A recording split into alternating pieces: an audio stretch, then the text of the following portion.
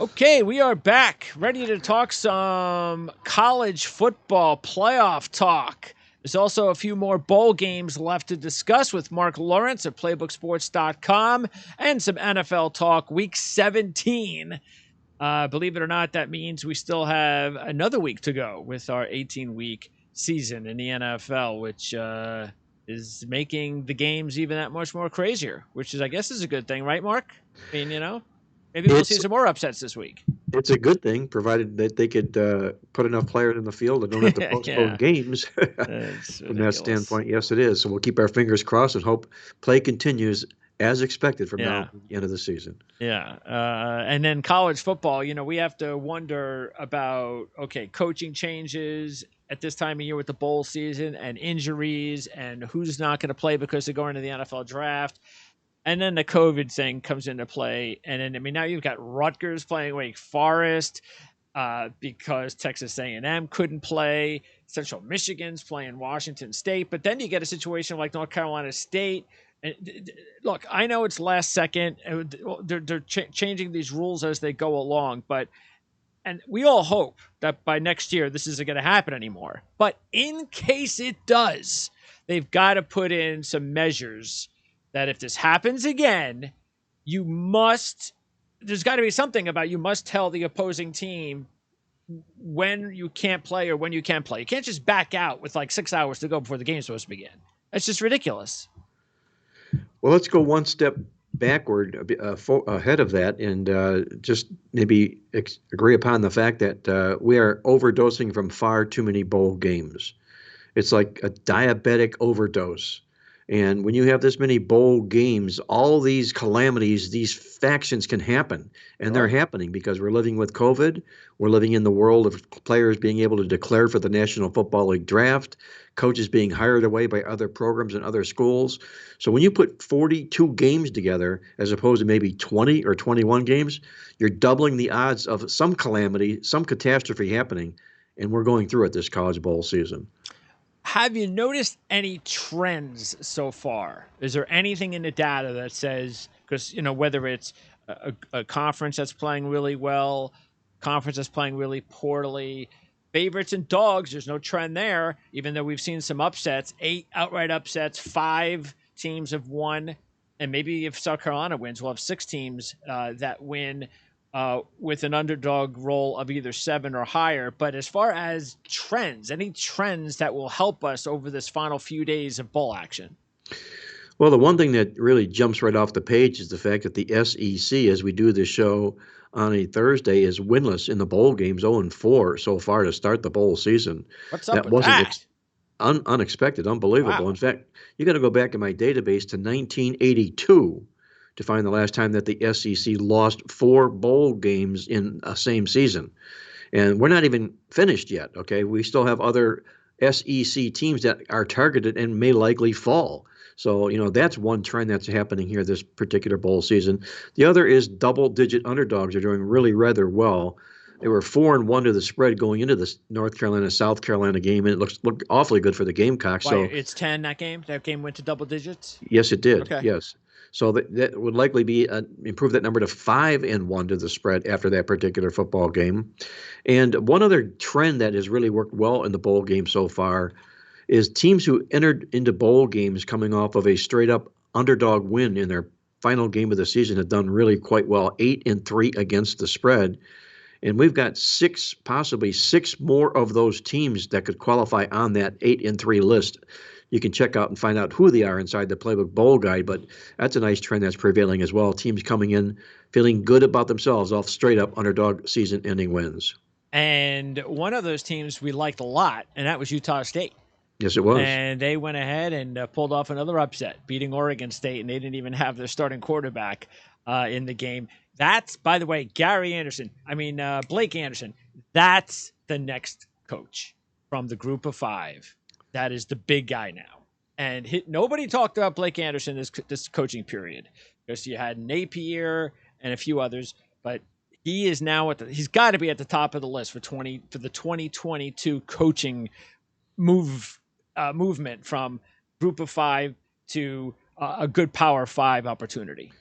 I make him the front runner for Coach of the Year in college football this year. He took a one-win team and went on to win the Mountain West Conference Championship. That's quite a leap, to say the least, in what it is that he did.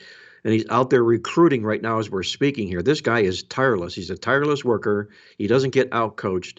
And like you say, some group or some Power Five conference is going to nab him. So what Utah State had better do is go to the boosters, pony up some money to keep him there because he's doing one fantastic job. I love him at Arkansas State, and he's proved to be every bit of that and more here with Utah State this season. Okay, we'll start with the college football playoffs, and it has two SEC teams. So I, as a Michigan fan, I could look at it as a good thing. Well, the SEC is not as strong as people thought, but I could also look at it as, well, now all of a sudden things will even out. And all these SEC teams will wind up, it'll be a 500 mark by the time we get to next week, which is not good for Cincinnati or Michigan. So but it does mean something. I don't think there's any question about it. What it means for these two games, I don't know. But I also think it's interesting that one of the other comparisons could be one of those SEC teams and a team that played in the against an AAC team, which was the Houston-Auburn matchup. I think that's a good look. We all know Auburn kind of struggled at the end. Their quarterback situation wasn't very good. How motivated were they to be in the game? All that kind of stuff. But the fact is that Houston did win the football game, and that's a good thing. It wasn't a bad thing, so it can only be a good thing for Cincinnati as a 13.5-point underdog, plus 360, plus 380, depending on sports books. My bookie, I think, has it at plus 380, I think. And I think that's a lot of points. I think it's too many points. You have a very good defensive team in Cincinnati. I am loving the matchup of those two corners for Cincinnati going up against Jamison Williams. Mechie's no longer there because he's hurt. So that's an advantage for Cincinnati. So you have two of the best corners in college football going up against one of the most explosive wide receivers and the Heisman quarterback. What a matchup. Yeah, if you cut them off at the head, you take their wide receivers out of the football game. This game's even between these two football teams, and Cincinnati realizes and knows just that. The biggest edge in the game here, obviously, is the Power Five against the Group of Five, the conference in which Alabama lives, the Southeast Conference. What it does is it points to a much, much more difficult strength of schedule that Alabama played as opposed to what Cincinnati did this year. Yes. But it also goes to what Bill Parcells often said: you play who's in front of you. Mm-hmm. It doesn't matter what their record is or what their name is on that uniform. You play whoever is in front of you. And Cincinnati knocked down every team in front of them this football season. And in fact, if you break down their record this year, in every win that they had against teams that had a 500 or better record, they had 7 of them. They won the spread all 7 times. That means they stepped up against the better football teams. That's right. When they struggled, it was against the weaker guys that they played down to their level, and teams are prone to do that. Yeah, we'll beat this team when we need to beat them. Exactly. Yeah. So they went 1-4 to the spread against those losing teams, but 7-0 against teams that did not have a losing record to the spread. I think that speaks volumes for Cincinnati in a football matchup like this. I happen to like their chances in this football game real well. I think they're playing the Rodney Dangerfield disrespect card here. And I think the other thing that plays in this game is just flat out, plain out simple, man. And it's simply that it's very, very difficult for teams to repeat championships. Whether it's a Super Bowl and having back-to-back Super Bowl winners, winning a college football national championship and having to repeat, teams just don't do it. Yep. You can count on one hand how many times a team has repeated a college football national championship. And you get Alabama in that role here in this particular playoff. They're going to be targeted, and that's going to start right here in this football game against Cincinnati here. And they're also feeling awfully good and giddy about themselves after having taken down Georgia and ruined Georgia's perfect season last year. I think this is a real nice spot. I don't think Luke Fickell could have painted any better picture to bring his football team in against an Alabama team that he'll do so in this game. Look, it's put up or shut up time for either Ahmad Gardner or Kobe Bryant, especially Gardner. It's interesting that Bryant, but this is like college football awards. It's funny how sometimes they'll give the award to the player who's maybe not better. And I don't know. I haven't really dug deep enough into the film, but Gardner, I think, might be the better prospect than Kobe Bryant. But they're very similar. Gardner has more size, though. He was the defensive player of the year in the conference, a corner. But Bryant was the one that won the Jim Thorpe Award. So maybe they were just spreading out the love. Who knows what the case may be? But Gardner supposedly, and I guess maybe this is true, has never given up a touchdown. That's what the stats say. That's what is on his bio. Is he has never allowed a touchdown covering an opposition wide receiver or receiver, period. So just imagine, again, if you can get Gardner on Jameson Williams and exactly how that look, if he's, that's why I said put up or shut up. If he's that good, it does. Nobody's asking you to shut him down. All you're saying is hold him to 6 catches for 83 yards and a touchdown. If you do that with Mechie out, that means Alabama's not putting up a lot of points because, yeah, they'll be able to run the ball a little bit. But the other thing, too, to keep an eye on is Robinson, who had the hamstring injury late in the season. Probably should never have played in the SEC championship game because you could tell he wasn't 100%. But if you look at it, Robinson in his last 2 starts, and obviously the injury has something to do with it, 32 carries, 126 yards, and no touchdowns. That's not going to get it done, especially when you have to step up. And yes, Auburn, a very good defense. Yes, Georgia, an elite defense, but Cincinnati's also a very good defense. So I don't think this is going to be a high-scoring football game. I think these are the 2 good defenses, 2 very well-coached teams. This would be a physical football game. I could see this game being along the lines of, maybe 24-20, something like that. I don't know. Again, I don't do the totals. I don't like I stay away from that. But I don't think this is going to be one of those high-scoring games. Well, you got one other angle in here, Greg, and we put this in the newsletter here, and it was sort of mistyped in the newsletter here, and we're going to send out a correction on that. But it involves the Heisman Trophy winners and how they struggle in bowl games. And in this particular instance, Alabama, when you take on a team who has a good defense, as Cincinnati does, they allow fewer than 18 points a game, and they won their last game by 7 or more points. Those Heisman winning teams are 1-12 against the spread in bowl games and just 2-11 straight up. Wow. So there's a lot of weight for the Heisman to have to carry in a game like this here as well. So that's just a little more extra whipped cream on top of the pie here in this particular situation. So we can keep making cases for Cincinnati for as long as we want to talk about this football game. I think it all comes down to this is a kind of a game to me that whoever scores last wins this football game. All right. And Desmond Ridder, he's the senior 44-5 record against the young freshman Heisman winner. And then the other, maybe the X factor could be Jerome Ford, the former Alabama running back who transferred to Cincinnati. That could be a really interesting story right there because he's a game-breaking type of running back. He had a big touchdown run in the championship game against Houston. He's got 19 touchdowns on the ground. So this is, and keep an eye on Will Anderson, of course. He might be one of the better edge rushers that Alabama's had in quite a long time, and he's only a sophomore. But look, we're talking about this because we're in agreement, I believe, that this is going to be a competitive football game. And that's why I think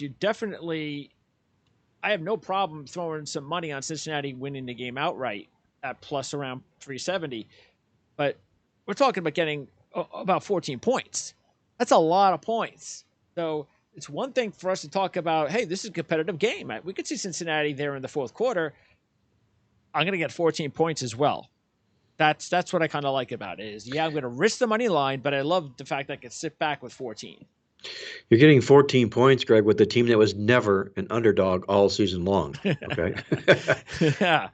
So that does look rather attractive to me as well. In the Orange Bowl, you have Michigan and Georgia. Look, I don't think anybody knows what to expect from Georgia because this is all up here for Georgia. It's all up here. How are they going to react to the Alabama game? Because I think most people would agree that whether it's this week or in the championship game, if Georgia does not win the national championship this year, there is going to be a lot of people in Georgia, because you already know they're talking about it in Georgia, about Kirby Smart unable to win big games in big spots. And they got a second chance, and they got the time off to regroup. So maybe that's exactly what they need. But nobody knows how they're going to react. On the other side, you have a Michigan team that you kind of feel comfortable as far as where they're at. They're the dog. Nobody's really thinking that they're going to win the game. And their confidence is sky high. So again, just like Cincinnati, they're in the same spot. A very confident, big dog that not a lot of people are picking to win the game, nothing to lose kind of deal. Haven't been here before. And I've as you know how I felt about this team all season, that this is a different Michigan team now and a different Michigan program. I don't think that's stopping in this game. I'm going to be quite upset as a Michigan fan if they lose because of, say, Stetson Bennett, because that's the one part that Michigan has got to take advantage of. When Bennett faces big teams like Alabama, he threw for over 300 yards because they were coming from behind, but he had 3 touchdowns, 2 picks. The previous top game that he played was against Florida. He had 161 yards, 1 touchdown, 2 picks. So we know he's limited. This is not about Stetson Bennett. They're not supposed to win championships because of Stetson Bennett. They're supposed to win because they have a dominating defense, and he'll throw for under 200 yards, and not sort of like Cade McNamara. That's like his role, is like Cade McNamara. Just don't lose the game. Yet he's shown that he can turn the ball over in these big spots. Cade hasn't done that yet, but Cade hasn't faced this defense yet either. So I think this is a much bigger matchup, and this is a very good competitive football game because of the fact that Michigan has players on defense that are going to have to step up and win this football game. I don't think Michigan's going to be able to run the ball in Georgia, and if Michigan can't run the ball in Georgia, then they're going to have to do something else in order to find ways to score. Most importantly, they have to be able to win the field position game and play well on defense, and they have 2 players who could go in the top 15 of the draft. We all know Hutchinson and what kind of a player he is, but a Jabo, if he comes out, is going to be a top 15 pick. So no team in college football has 2 players on one team that has a combined 25 sacks. Yeah, there's a lot to say about this Michigan defense, and that's what really carried the football team all season long. The offense was a little bit sporadic, sort of kicked things in gear their final 4 games, but it's the defense that sets the table for Michigan, as it is obviously for the Georgia Bulldogs. Michigan has held 4 opponents to season-low yardage marks this year. Georgia has held 7 opponents to season-low yardage marks this year. When you have a collision of 2 teams playing in the postseason with records like that on the defensive side of the ball, it sets up a real nice look at the under total in the football game. Basically because both of these defenses will have to bust to go over that particular total, and it's not going to happen in a game like this. There's 2 good defenses that are going to go toe-to-toe in a contest like this. The reason I feel Georgia will not end up suffering pangs of agony after losing to Alabama, yes, they did have their perfect season ruined, but in my database, I run all these numbers through the database, and I look at teams the way they come into bowl games, okay? And teams that enter into a bowl game off of a loss that have a terrific defense that allow 14.5 or less points per game are 25-10 against the spread in these particular bowl games. And when they take on an opponent that allows 15 or more points a game, that improves to 21-6 straight up into the spread. Those are all great numbers favoring Georgia in this contest here. And I think they're sitting back here just chomping at the bit, just angry as all get out after that loss against Alabama here. And I think they will expose Michigan in this game. Well, that's what we're going to have to see if Georgia's for real. Yes. I don't know if Georgia's for real or not. Like I said, I think a lot of it is definitely going to have to depend on Bennett. And I don't like. I think both games really. I definitely think this is a lower scoring game than Cincinnati, Alabama, more than likely. But who knows? I mean, this could be like a 17-16 type of game, which really wouldn't surprise me. Matter of fact, it's probably out of the 2 games, this is probably not going to be the prettiest game, even though it's the primetime game of the 2. I could see the Alabama-Cincinnati game. I could see a little bit more offense in that game, believe it or not. But that's just because, like you said, Michigan and Georgia's defenses. I mean, all 4 of these teams have really good defenses. We're cutting hairs here, but Michigan and Georgia's defenses, especially when you take a look at their offenses they're going up against, because they don't have explosive offenses, especially in the passing game. Both teams need to run the football. And usually if you have a really good defense, that's the first thing you do is stop the run. And both teams do a really good job of stopping the run. So who makes the biggest mistakes? McNamara, Bennett. maybe that's where it comes down to. By the way, Daxton Hill, I remember he was a 5-star recruit, and when it was between Michigan and Alabama, and Daxton Hill chose Michigan a few years back. This might be Daxton Hill's last season, and he gets a chance to go up against a team that he almost played for not too long ago. Keep an eye on Blake Corum, because Corum was sort of like the thunder and lightning. He was the lightning of the two with Haskins. Haskins is the bigger, between the tackles type of rusher. But down the stretch, it was all Haskins, mostly because Corum was injured. He was injured with his ankle injury in the Indiana game. He misses 2 games. He comes back for the last 2 games, and he only carries the ball 11 times in the final 2 games. And in those 2 games, in 11 carries, he goes for 161 yards and a touchdown, including that big one against Iowa to open up the championship game. And this is a guy that usually gets about 13 to 16 touches a game. Now he has a full month to recover, or an extra 3 weeks to recover. So I think if Michigan wins this football game, keep an eye on Blake Corum and keep an eye on J.J. McCarthy, because we know that he comes in for several plays, the backup quarterback. I think they're going to have a few other kind of wrinkles in their offensive game plan with McCarthy and maybe Corum, because those 2 guys are the explosive offensive guys that haven't been getting a lot of touches down the stretch, especially Corum. So keep an eye on those 2 guys, especially Corum, because I love that kid. He's going to have a really good career at the next level, especially because he's a smaller guy, not very big, but he's also very explosive. So he's averaging only 15 yards a carry is what you're saying. Yeah, actually 14. Yeah, okay, 14 and change. There you go. So, yeah. One final stat I'm going to throw on this before we move out onto another game here is Jim Harbaugh and his lack of success as an underdog against good quality football teams.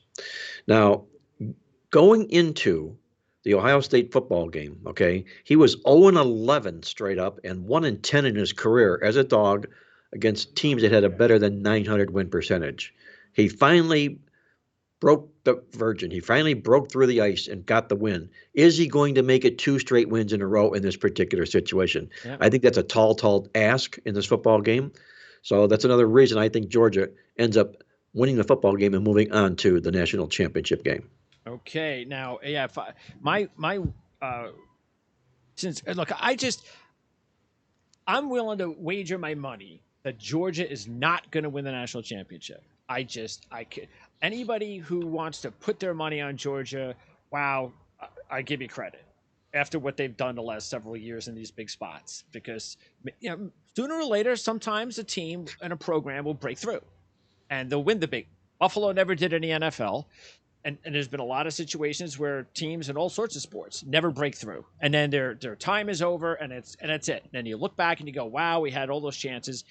Is Georgia going to be one of those teams where Kirby Smart is going to be fired in a couple of years, and he's going to look back and they're going to say they never won the big one, or are they finally going to break through, and it's going to be the beginning of their dynasty for the next 5 or 10 years? We don't know. This is why they played the game, and this is what. But my point is, I can't put my money on Georgia till they prove it, because I've been let down by them before and I've lost money with them before. I'm not doing it anymore.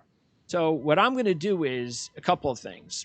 I am going to invest $100 each on it, because Alabama with my sports book is plus 120, Michigan is plus 650, and Cincinnati is a 14-1 shot to win the national championship. So I'm going to put $100 on Alabama and Michigan, and I'm going to put $20 on Cincinnati. What I'm doing is as I'm saying, I do think Michigan and Cincinnati have a shot. And look, if I want to, I could put an extra few bucks on Cincinnati, and I could lose money. And if I lose, it's only 10, 20, $30.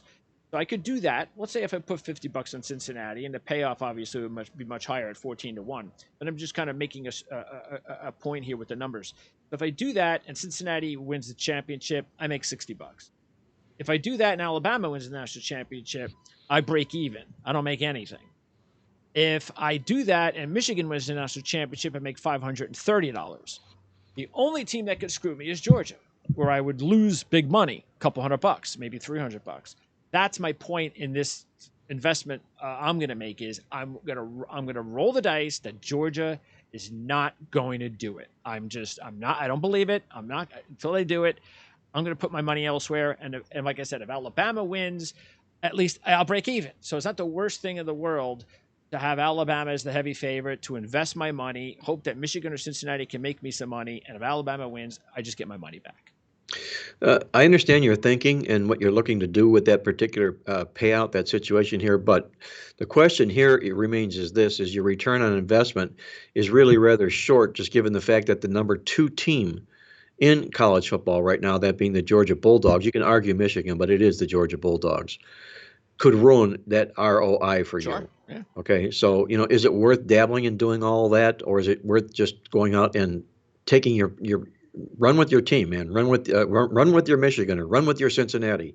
You're right, you're right, you're wrong, you're wrong. But I hope it works out, and I hope it's not Georgia that ends up spoiling the ticket for you. Yeah, it definitely could be. My exact prediction, and if I invest in it, would be Alabama over Michigan. I think that exact number is plus 550. So if I was just gonna, because that's my prediction, is I think Michigan's gonna win. I think Alabama's gonna win, and Alabama will beat Michigan in the championship game. So that's the way I'm gonna go. Are you gonna go straight up chalk Alabama over Georgia? Am I going to go straight up chalk Alabama over Georgia?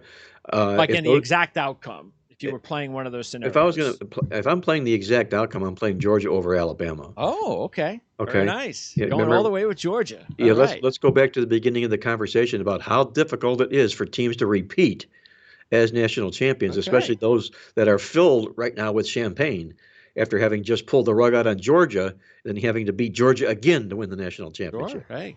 Okay. If Georgia does it, then it probably wouldn't surprise me if Georgia did that, like I said, because they've busted me many times with me believing that maybe they can do it, especially the first time when they had the big lead over Alabama, and Blankenship, Mr. Rodrigo Blankenship misses that field goal that they would have went up whatever 3 scores, and then right after that missed field goal, it was all Alabama. He needs a new optometrist, is what he needs. Yeah, that's why. That's why. As soon as he got to the NFL, I kept telling people when he made the team, said, I don't care how good he looks in the regular season. Wait till the postseason. Wait till the big spots. And sure enough, as soon as he got to the playoffs last year, as soon as he got to the end of the season, there were big spots. Miss. So that's why they're taking their time on this injury situation, the Colts, with Bagley, because I think that they know this guy hasn't proven it that he can win in big spots for us. So they're hoping this Bagley guy can actually maybe wrestle the job away from Blankenship, but that's a Colt problem. Okay, now the other games going on, the other big games, you mentioned the SEC. One of the SEC teams I do like is Arkansas. Why has the line changed from whatever it was, 2.5 Penn State to 2 Arkansas? I'll give you my reasons. Okay, a couple of reasons here. One is really logical. The other is probably just a broad-ass assumption on my part. But one of them is because Penn State has had a few players declared for the draft. Okay, their best wide receiver, first All Big Ten wide receiver, is out for the football game. That's So huge because they don't have anything else behind him. that's exactly right. That's huge. Starting defensive end is out also. He declares for the National Football League draft. Then you've got, take a look inside the microscope and you see what Penn State's done here. They're not playing good football. No.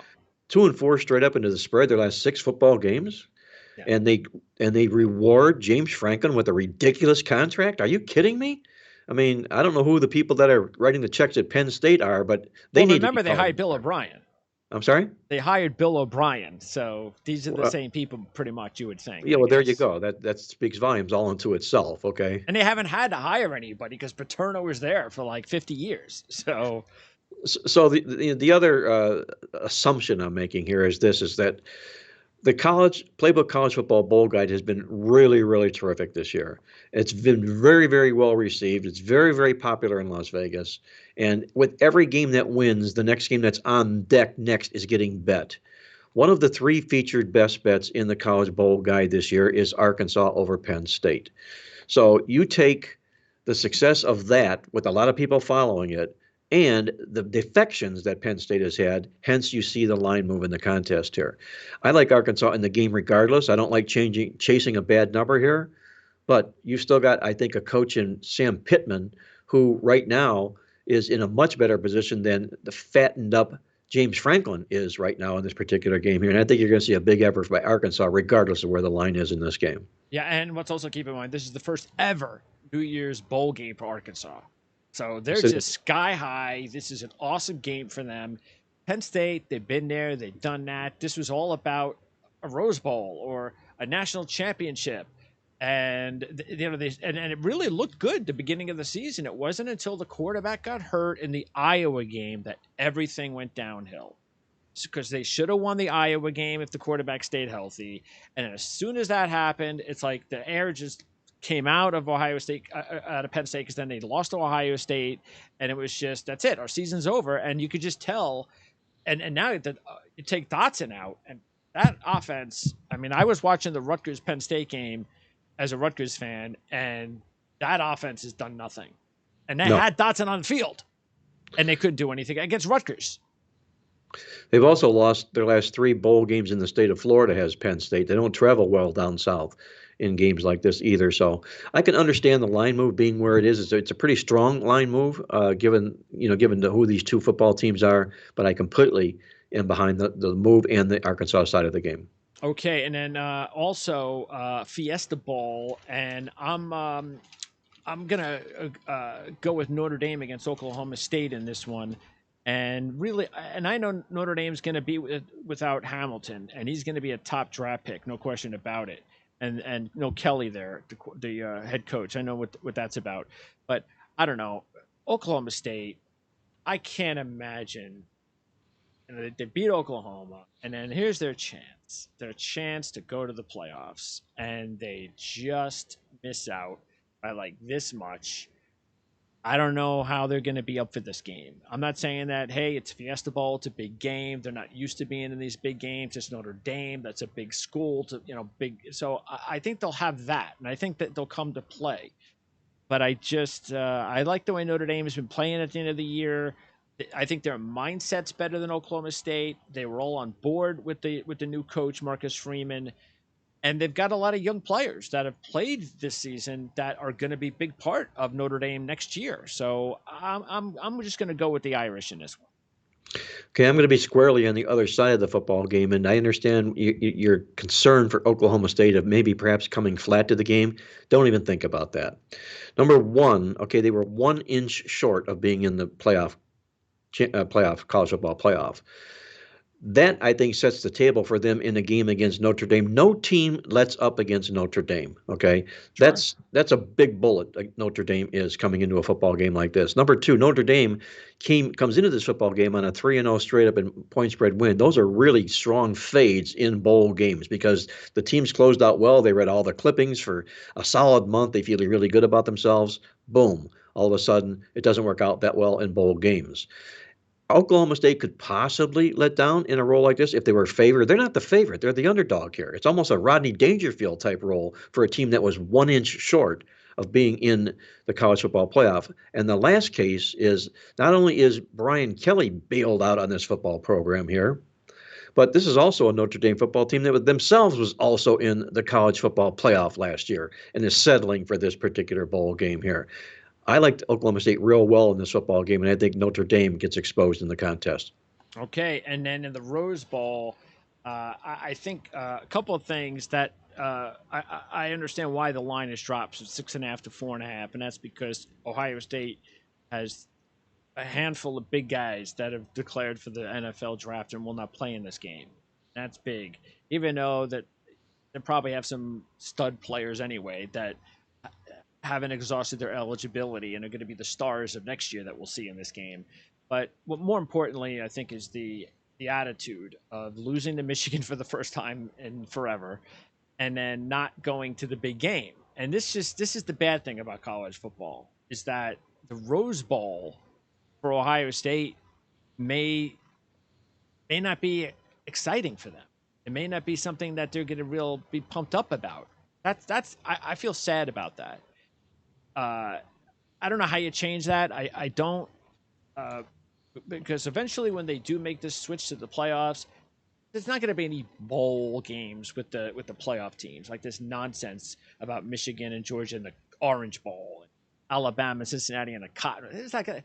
It's not going to be like that. But I hope they could figure out a way to maintain these types of bowls, and then and in a situation where when teams go there, it's as big as it's almost like a Super Bowl for them. And I don't like the fact that that's the case for Ohio State, but we know it's not the case for Utah. We know Utah is loving this opportunity. This is the classic example, Greg. We've talked a lot about this in the past, setting the bowl games up. And the first handicap, that part of your handicap, is looking for teams that are ecstatic to be where they're at and looking for their opponent who is not all that pumped up about being where they're at. This is the prime example right here. Ohio State had their mindset on being in the college football playoff. They were upended by Michigan as a good favorite in that football game. They have to settle for the Rose Bowl. Yes, it's the granddaddy of all bowl games, but it's not the Orange Bowl, okay, where they expected to be. And they also have player defections, as you mentioned here. The two star wide receivers, both are going to be first round draft picks. Two other starters are also opting for the National Football League draft. It's sort of unraveling at the seams for Ohio State in this football contest here. And here's Utah wins their first ever Pac-12 championship. Kudos to them for doing just that. And thrilled to be in this bowl game. It's their first ever Rose Bowl that they're ever in here in this game as well here. Now, we've talked about the Pac-12 being soft in bowl games, and they are for the most part, and especially when they're laying points in football games. They're not laying points here. They're laying points to a depressed football team here. I think Utah is a real nice side in this contest. Yeah, it's almost tempting to want to take Ohio State. The numbers keep coming down, and I get that.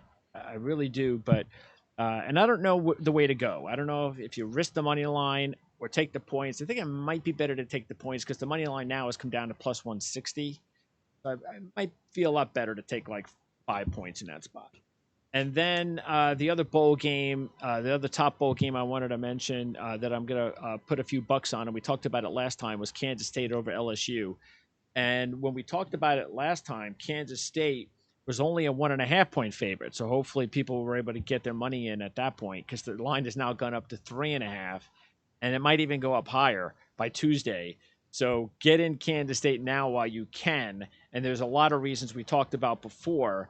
But just quickly, the main reason is not only is Ed Orgeron and that whole emotional win one for the Gipper kind of thing gone because he's not even there anymore. But also Kansas State most likely gets Skylar Thompson back at quarterback, and he makes a huge difference. Big, huge difference here. And I can understand this line move completely. For a lot of those reasons you just mentioned, there are two really rock solid reasons why a game like this moves in a contest here.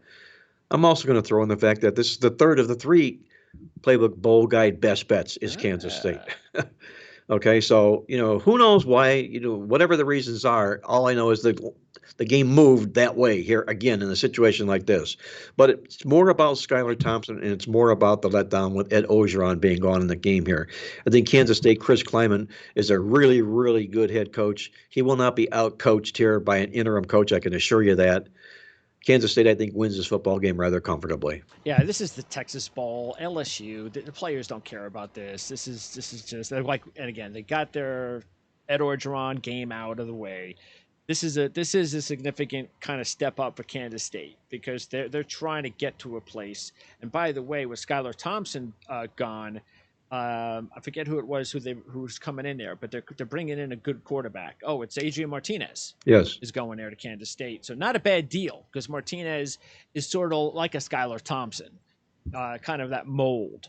So not a bad idea, not a bad deal for Kansas State, and that's a program that might be worth keeping an eye on next season. Okay, in the NFL. Last time we talked, I went over some of the Super Bowl futures. We'll talk about a little bit about that first at my bookie, and so far a couple of them are looking good. Green Bay, I liked at 6-1. They're now down to less than 4-1. I also liked Indianapolis at 40-1. They're already down to almost 15-1. The only bad one is Cleveland at 48-1. They're up to 100-1, but they still have actually a chance in the postseason, believe it or not. But the team that this week I'm keeping an eye on LA, the Rams, and the Bills, both between 7 and 8-1. And my big money one is going to be Tennessee at 16-1. and it's going to kind of segue us into the first game I want to talk about. But first, I just wanted to mention Indianapolis because, again, they went from 40 to 15 to 1 in a couple of games because they beat New England and Arizona. This is a team that is going to be dangerous in the postseason because there's not many teams that can throw the ball. Not a great passing team, but they can throw it enough. They have an elite running back, and they have a good defense. And they're also a good coaching staff. And let's remember what this Colt team had to do to get to this spot when the season began. Carson Wentz was hurt, and he came back too early. And we knew they were going to start off slow. We knew they were going to start off 1-3, 0-4, and that when Wentz was back and healthy, they were going to have to go on this really good run to get back to where they are now. And they've done that. They've accomplished it. And they've won some big games, and they've also lost games that they should have won against really good teams. So I think the Colts are a very dangerous team, even at 15 to 1. So if you missed the boat on 40 to 1, I still think 15 to 1 is not a bad way to get in on the Indianapolis Colts right now. Don't let it get any lower than that. But that's why I also wanted to get into Tennessee. But I don't know what you thought about any of those teams I mentioned, including any futures that you had your eye on as well for the Super Bowl.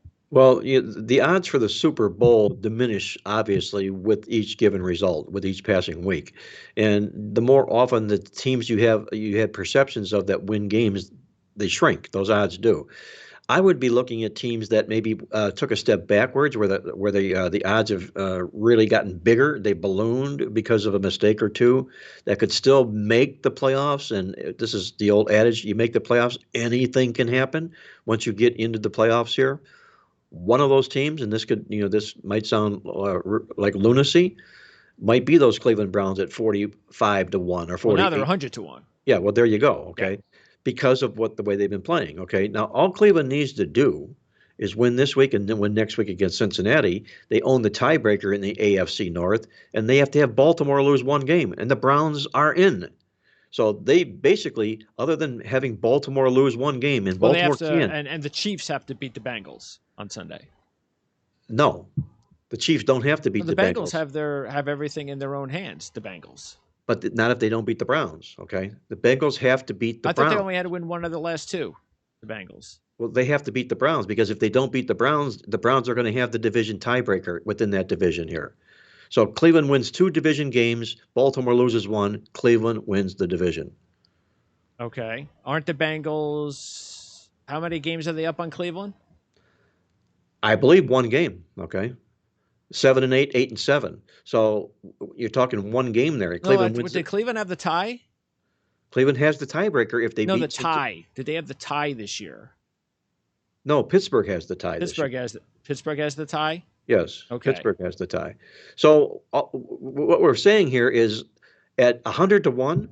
Oh, I mean, that's the point is, they're still in it. And there's a realistic chance based on the way the schedule is that they can win the division. Yes. And if you have a team that's 100 to 1 that makes the playoffs, you can always back bet that right away in the first round of the playoffs. Yeah, I know. So, that's sort of my thinking. Put a buck on them. I mean, come on. Exactly right. That's right. So, for fun and giggles, you got a really, really good side. That's my perception on futures for the NFL playoffs. The thing about Cleveland, it just drives you crazy, though, and I think one of the things that really hurts them is the fact that they haven't really gotten enough out of Myles Garrett.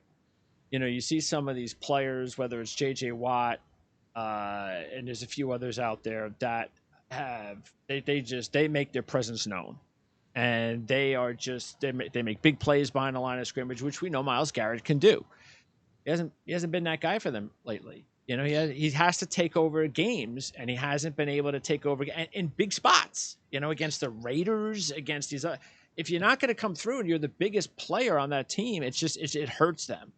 Well, one, he's injured, crippled. Okay, he was hurt. He was all he could do to basically play the last football game, and he's had bouts of COVID. So, I'm not going to make excuses for the guy. He's tremendously talented. And when he's 100% fit, you take him against anybody on the field, even up against J.J. Watt. So he is the guy. He could end up being the defensive player of the year in the National Football League still. So, he's their force on defense, and they're going to also have, in the same vein, talking about the Browns, Jadeveon Clowney coming back this particular week here as well. So, if the defense shores up for Cleveland here, I know this game against Pittsburgh is Big Ben's last game at home, but you don't win football games on emotion alone. You Sure. still have to have talent, and Pittsburgh is devoid of talent this football season. Uh, Meanwhile, the other team that I was mentioning that I'm going to take this week is Tennessee at 16-1, and I'm going to do that because there is a chance that Derrick Henry comes back, which is Well, a just good chance. amazing. A good chance. And you put Derrick Henry back on that field, and then again, now you've got everybody can come back because nobody's been declared out. So let's say it's the first playoff game, and you got Brown, Jones, and Henry in the backfield. Okay, this is what we signed up for in the beginning of the season, and we know Mike Vrabel is one of those coaches that you have no problem with to win big games, and including the fact that he can even beat Bill Belichick if he has to in a big spot. So I think Tennessee is, if you're looking at a team that is a value right now at 16-1 still, it's Tennessee. And I'd put money on Tennessee right now, but because that line's going to go down as soon as Derrick Henry comes back. Like if they win the next couple of games and Derrick Henry comes back week 18 and they go into the postseason, that line will probably be cut in half. Unquestionably. And you have to make that move because Derrick Henry is scheduled to come back. And if he does, Tennessee is more than capable of pulling a surprise or two in the course of the playoffs.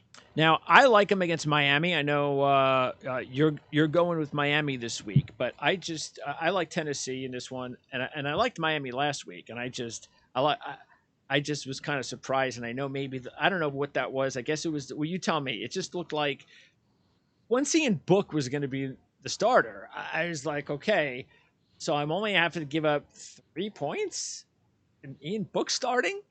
What's the catch? So, and everything worked to plan. But I don't know. Look, Flores done a great job. I said it earlier this year when there were Dolphin fans talking about bringing in a new coach or something. We're just idiots. Brian Flores has done a tremendous job with this team. They don't have the talent to be in this spot, but he is a very good football coach. But they've won a lot of games, and they've beaten mostly teams they've won mostly against bad teams. They've won a couple of good games. But I just think this is a spot. Look, Tennessee coming off a big win. They have Brown back. They basically are missing one big guy. We know who that is. I think Miami now steps up in competition. They have to go on the road in this spot. And I just like Tennessee because I think now that they understand how big these games are to win this division and get that number 2 seed. Well, you've got schedule working in your favor here as well. Miami off the Monday game, Tennessee off the Thursday game. So that rest will obviously benefit Tennessee in the football contest here. I'm riding with Miami with the momentum of which it is they're playing right now. And they're getting healthier by the week here as well. They're getting some players back. Miami's defense has really begun to assert itself. They're playing a lot more like Bill Belichick's type defense. This is obviously what Brian Flores has picked up from his being on the Belichick tree, and it's working really rather well. In Jalen Waddle, they've got a wide receiver that might end up being Rookie of the Year. I mean, if it's not Cincinnati's Jamar Chase, it might end up being Waddle. Playing some terrific football here as well. So I think the pressure is all on Tennessee here because they're unraveling at the threads as we're speaking here. Ryan Tannehill is not winning football games for this team because it's all on him right now. So I know they just need to keep the boat in the water until it becomes Derrick Henry time once again here right now. But as long as Miami is on this run and they're taking points, I have to continue keep backing them. And does good. And I don't know how many times they played against each other. Do you know how many times Tannehill has played his former team? Well, I don't believe all that many times. Don't hold me to this, but I think maybe once or twice is all. I don't think he's met them all that often since he's left Miami. So, and I still How don't. long has it been? Like 3 years? Yes, and I don't believe that it's a big craw in his side here either. The fact that he used to play for Miami and now that he doesn't, there isn't a lot of resentment here. From his days down here in Miami, there's never been a player that I've seen that is more level-headed than he is. He's a tremendous person, good athlete, and a tremendous person as well. And he won't hold grudges here. He's just going to go out and do what he has to do to win football games. Yeah, I don't know if he's played them yet. because they I only believe he has. played. I believe he has once. It was Uh, 2018, the opening week of the season. So I'm Tennessee. trying to remember because let's keep in mind that well he would had to have been with Tennessee in 2017. Because he played in 2017 and 2018. Because remember, Mariota was the quarterback there in the first part of the season, so he wouldn't have played if that was. I just don't remember if Tannehill was there in 18 or 17. If you remember him playing them, then he had to have been at Tennessee in 2017. Um, but anyway, it's at the point now where even if he did play him back then, he's a different quarterback now. So now it's a nice little kind of hey, Ryan Tannehill against the Dolphins, nice little storyline maybe to keep an eye on. Yes, for sure. He's been cast in the role of a leader, and he's delivering the goods so far. And meanwhile, let's just get into some of these final picks for the NFL. Okay, so I'm going to give you a choice of 4 big long shots this week. And I know you don't like any of them. So that's why I'm going to put you on the spot. So which dog would you take to win outright? You have Houston at 5-1. Jets are about 5-1. Atlanta is over 6-1, and Jacksonville is over 7-1. Which one of those 4 teams would you take outright if you had to? Well, it looks preposterous to say Jacksonville right now, but I'm going to make this a note in passing here that in the Playbook Preview Guide magazine this year, we put the advanced lines from Las Vegas in there before the season began.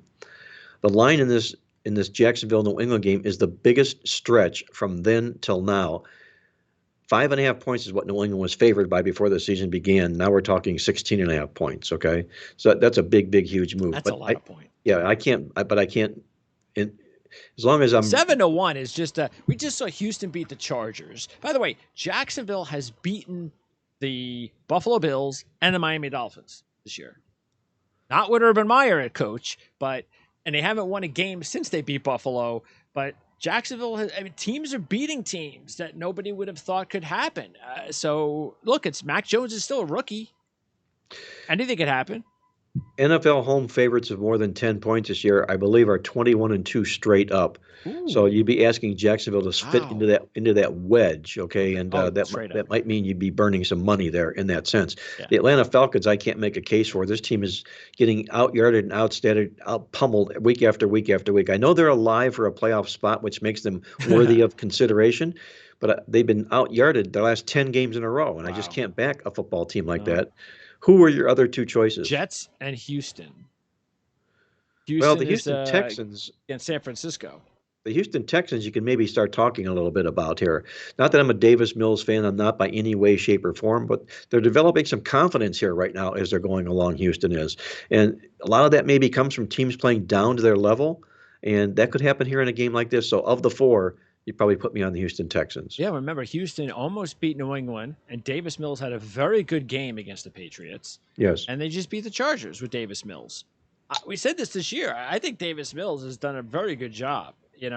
Maybe he's the guy. Who knows? You more than likely Houston's going to draft a quarterback, but I don't know. I mean, Davis Mills has done a pretty good job.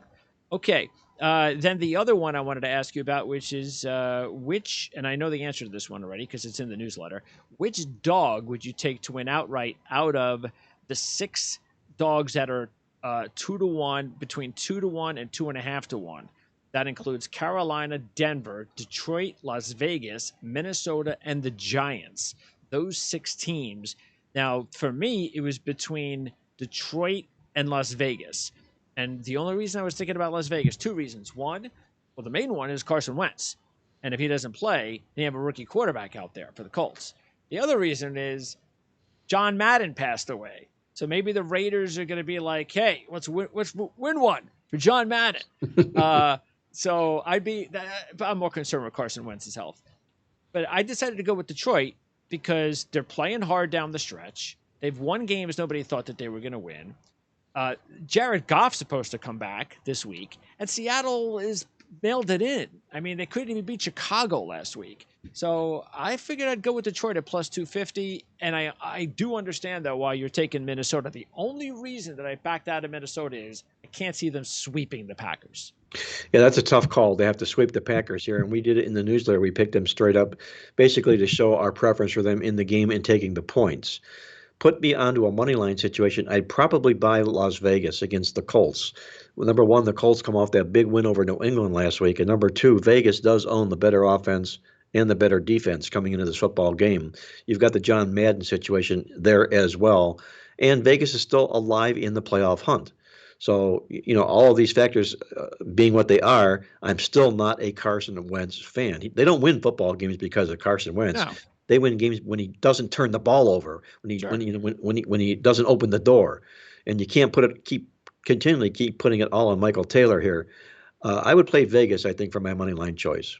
And then the final one is, and I agree, I think we both agree with these, and these are the two top upsets I like this week already, and that is Cincinnati over the Chiefs and Arizona over Dallas.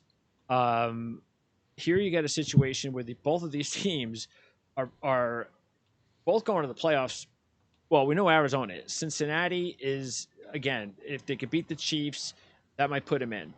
But I just look at this Chief Kansas City matchup, and I know the Chiefs have been playing a lot better football, but now they're first in the seed again, and sooner or later, I think they're going to kind of hit that game where there's just everything's not going to go their way, and they've got some COVID they're dealing with as well. But they are also on the road here. The Bengals are confidence level as at an all-time high. They're a 6-point dog, 5-point dog at home, and they've had a really good season. There's not a lot of respect being shown for the Bengals this week, but Arizona too. That's just, I know DeAndre Hopkins is out, and I know it's important for him to be in the game, but that's it. You're saying Dallas is a 6-point favorite of Arizona because DeAndre Hopkins isn't playing? I don't understand that line at all. No, they're saying Dallas is a 6-point favorite because of the way Arizona's playing. They're 0-3 Yeah. straight up into the spread.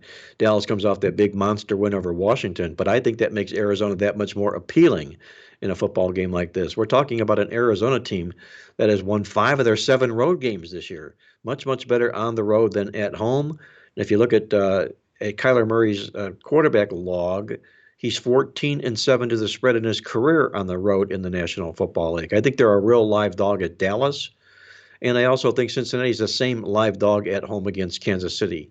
Now, I understand that Patrick Mahomes has won 26 games in a row in the months of November, December, and January. But you've got a Kansas City football team here that is carrying the weight of 2 obstacles that I write about in our black book, and I bet you did no columns. Number one, they're the defending Super Bowl loser, laying points on the non-division road, which is a no-no. And number two, they're laying points on the road with a rush defense that allows 4.7 or worse yards. That's a horrible role for teams to be in, and Kansas City dresses up in both of those roles. Now, Cincinnati comes off that record-setting performance by Joe Burrow last week, and I usually love to fade teams off record-setting performances, but I don't think Joe Burrow's done. Okay, I think Joe Burrow's making a major statement this football season here this year. So on the money line here, I'm going to probably opt for Cincinnati, but I also like Arizona equally as well. Yeah, and you look at it, Dallas, look, they're not, it's all about just, they're not going to overtake anybody at the top. They're just going to kind of run out and just, let's just get this thing over with and get to the postseason playing well. But Arizona needs to turn the switch on again. They need a win. They need to get their confidence back again. And the flip side, Kansas City, same thing is, Cincinnati, this is a huge game. I mean, they've had a great season, but they got to win the football game Yes, to they make do. sure they get to the postseason. Kansas City doesn't have to worry about that. Exactly. Kansas City's right on coast right now, knowing they're most likely going to be that number one seed and get the bye week. But, this is a tough spot for them to go into a team that's really playing their best football of the season, as Cincinnati is right now. Okay, so this is our show for the 2021 calendar year, Mark. So great year. Appreciate it. And we will finish things up in the coming weeks because we haven't even gotten to the NFL playoffs yet, though.